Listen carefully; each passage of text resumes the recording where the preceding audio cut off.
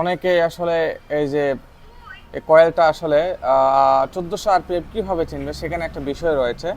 তো আমরা এখানে লক্ষ্য করবেন যে পাশে টোটাল আসলে যেটা 1400 আরপিএম না 900 আরপিএম, এরকম যদি আপনার 54 স্লট থাকে এরকমভাবে গণবেন, কোরগুলো এরকমভাবে গণবেন আপনারা যে আসলে এটা কত স্লট, এরকমভাবে 1 2 3 4 5 6 এরকমভাবে গণবেন।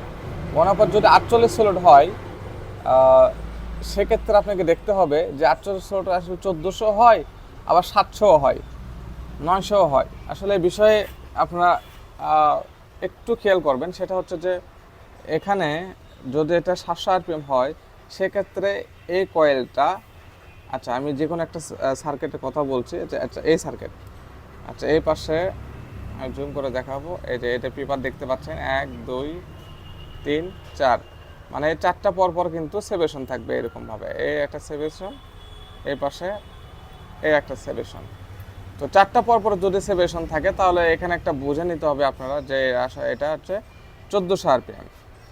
আর এরকম সেপারেশন যদি দুইটা পর পর থাকে, এই যে এই একটা এই একটা, দুইটা পর আর একটা এরকমভাবে সেপারেশন দেওয়া থাকবে। এটা যেহেতু 1400 আরপিএম, যে জন্য সেপারেশন নাই, এটা রয়েছে চারটা পর সেপারেশন।